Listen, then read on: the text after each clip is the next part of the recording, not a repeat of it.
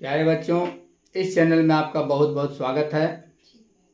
जैसा कि पहले वीडियो में मैं आपको बताया था, भाषा और भाषा के प्रकार के संबंध में। आइए आज हम पुनः थोड़ा सा रिवाइज करते हैं। भाषा क्या है? भाषा वह माध्यम है जिसके द्वारा हम अपने भावों और विचारों को एक दूसरे के सामने बोलकर या लिखकर व्यक्त करते हैं। एक बार और, भाषा वह माध्यम है जिसके द्वारा हम अपने भावों और विचारों को एक दूसरे के सामने लिखकर या बोलकर व्यक्त करते हैं। आइए, भाषा के 3 रूप मैंने बताया था। भाषा के 3 रूप होते हैं। आप बोर्ड पर देखिए।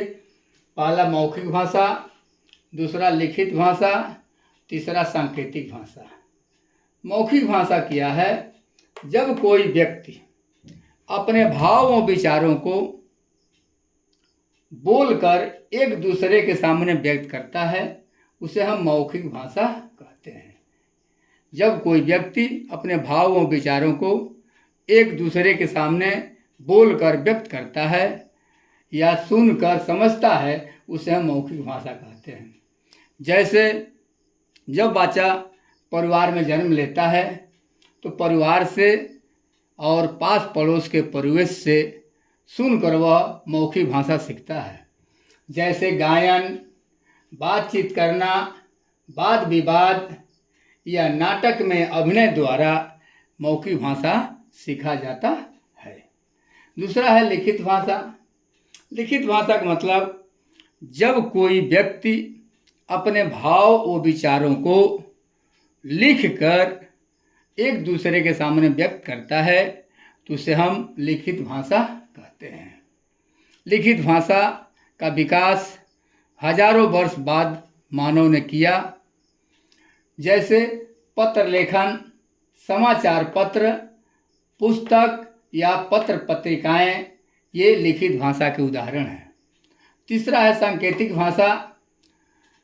जब कोई व्यक्ति अपने भावों और विचारों को संकेत या प्रतीकों के माध्यम से एक दूसरे से व्यक्त करता है तो इसे हम सांकेतिक भाषा कहते हैं। जैसे एक उंगली ऐसे उठाकर हम इसे चेहरे पर रखते हैं, इसका मतलब कि बोलना नहीं है, चुप। या ऐसे मुक्का बांध कर दिखाते हैं तो मारने का संकेत है कि हम मुक्का से मारेंगे।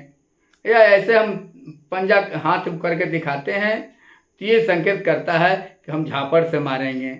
आप देखे होंगे धन का निशान, लाल से धन का निशान बनाया गया होता है तो हम समझते हैं कि डॉक्टर का निशान है। तीर बनाया गया होता है तो ये संकेत है कि आपको आगे बढ़ना है। तीर अगर घुमावदार बनाया होता है तो ये संकेत है कि आगे अंधा मोड़ है। अब देखे होंगे सड़कों पर छोटे छोटे उभार बनाए जाते हैं जिसे स्टम्बल स्ट्रिप कहते हैं। ये स्टम्बल स्ट्रिप गति अवरोधक होता है। इसके पहले बोर्ड पर संकेत बना दिया जाता है। इसका मतलब क्या कि आप आगे गति अवरोधक है, कृपया धीरे चलें।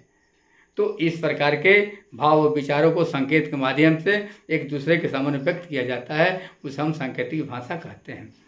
आइए मेरे प्यारे बच्चों, संस्कृत भाषा को विश्व का सबसे प्राचीनतम भाषा कहा जाता है।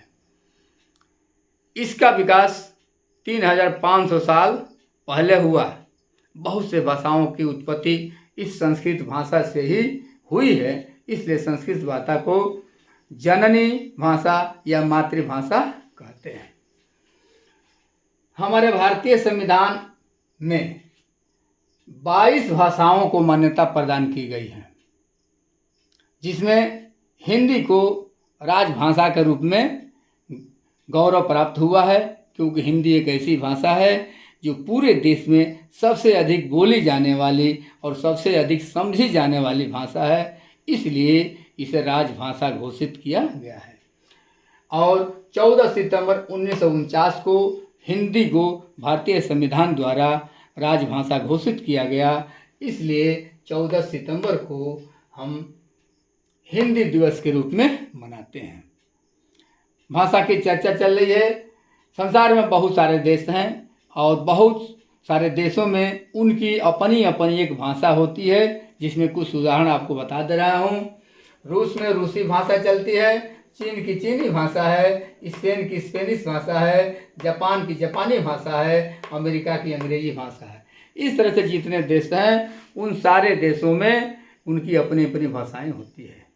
भारतीय संविधान ने हमारे भारत में हिंदी को लेकर के 22 भाषाओं को मान्यता प्राप्त किया है। ये भाषाएं निम्नलिखित हैं: हिंदी, कश्मीरी, उड़िया, उर्दू, मणिपुरी, कन्नड़, नेपाली, तेलुगु, डोंगरी, संथाली, मराठी, तमिल, बोडो, मलयालम, सिंधी, बांग्ला, मैथिली, संस्कृत, असमी, कोंकणी, पंजाबी और गुजराती।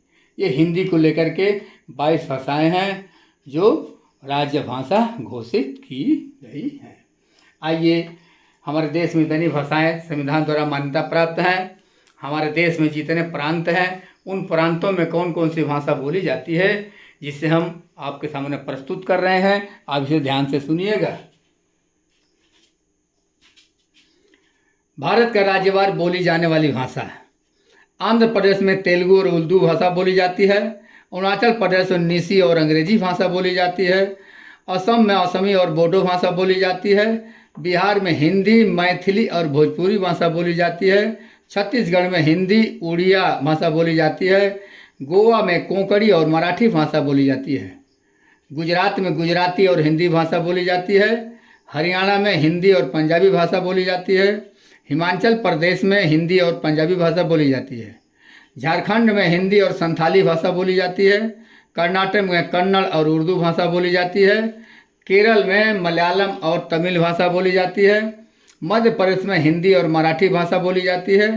महाराष्ट्र में हिंदी और मराठी भाषा बोली जाती है। मणिपुर में मणिपुरी और नेपाली भाषा बोली जाती है। मेघालय में कांसी और अंग्रेजी भाषा बोली जाती है। मिजोरम में मिजो और अंग्रेजी भाषा बोली जाती है। नागालैंड में नेगा और अंग्रेजी भाषा बोली जाती है। उसी तरह उड़ीसा में उड़िया भाषा और हिंदी भाषा बोली जाती है। पंजाब में पंजाबी और हिंदी भाषा बोली जाती है। राजस्थान में पंजाबी और हिंदी भाषा बोली जाती है। सिक्किम में नेपाली और हिंदी भाषा बोली जाती है। तमिलनाडु में तमिल और तेलुगु भाषा बोली जाती है। तेलंगाना में उर्दू और तेलुगु भाषा बोली जाती है। त्रिपुरा में बंगला और ककवरक भाषा बोली जाती है। उत्तर प्रदेश में हिंदी, अवधी और भोजपुरी भाषा बोली जाती है। उत्तराखंड में हिंदी, गढ़वाली और कुमाऊँ भाषा बोली जाती है। और पश्चिम बंगाल में बंगला और हिंदी भाषा बोली जाती है। मेरे प्यारे बच्चों, इस तरह से हमारे जितने राज्य में हैं उन राज्यों में कौन कौन सी भाषाएं बोली जाती है, जिसे आपको विधिवत बताया गया। अब हम बताएंगे आपको हमारे देश में 8 केंद्र शासित प्रदेश हैं और उन प्रदेशों में कौन कौन सी भाषाएं बोली जाती हैं। आइए देखते हैं। केंद्र शासित प्रदेश में बोली जाने वाली भाषा अंडमान और निकोबार द्वीप समूह में बंगला और हिंदी बोली जाती है। अंडमान और निकोबार द्वीप समूह में बंगला और हिंदी बोली जाती है। चंडीगढ़ में हिंदी और पंजाबी बोली जाती है। दादरा नगर हवेली और दमन दीव में गुजराती और हिंदी भाषा बोली जाती है। दिल्ली में मुख्य रूप से हिंदी और पंजाबी भाषा बोली जाती है, लेकिन दिल्ली हमारे देश की राजधानी है। हमारे देश के हर कोने कोने से लोग दिल्ली में निवास करते हैं अपने रोजगार के लिए, अपने नौकरी के लिए या अपने व्यवसाय के लिए। तो जिस जिस प्रदेश से हैं, जिस क्षेत्र से हैं, उस क्षेत्र की अपनी अपनी भाषा वहाँ बोलते रहते हैं। लद्दाख में लद्दाखी भाषा, पोरंगी भाषा और भोटी भाषा बोली जाती है। तो लक्षद्वीप में मलयालम और तमिल भाषा बोली जाती है। जम्मू कश्मीर में कश्मीरी और डोंगरी भाषा बोली जाती है और पांडिचेरी में तमिल और तेलुगु भाषा बोली जाती है। तो मेरे प्यारे बच्चों, आज मैंने चर्चा किया भाषा के रूप, संस्कृत भाषा, फिर हमारी राष्ट्रभाषा हिंदी, कितनी भाषाएं मान्यता प्राप्त है, हिंदी दिवस क्या है, और हमारे राज्यों में बोली जाने वाली भाषाएं और केंद्र शासित प्रदेश में बोली जाने वाली भाषाएं हैं। ये वीडियो बहुत ही महत्वपूर्ण है। आप किसी भी परीक्षा की तैयारी करते हैं उसमें इससे काफ़ी प्रश्न आ सकते हैं। आप इस वीडियो को ध्यान से सुनिए, समझिए, नोट्स बनाइए और अच्छा लगे तो लाइक शेयर और सब्सक्राइब ज़रूर कीजिए और कमेंट्स बॉक्स में ज़रूर लिखिएगा कि वीडियो अच्छा लगा कि बहुत अच्छा लगा, क्योंकि जब तक क्रिया प्रतिक्रिया नहीं होती है तब तो कार्य प्रगति पर नहीं जाता है। सो थैंक्स, फिर मिलेंगे अगले वीडियो में।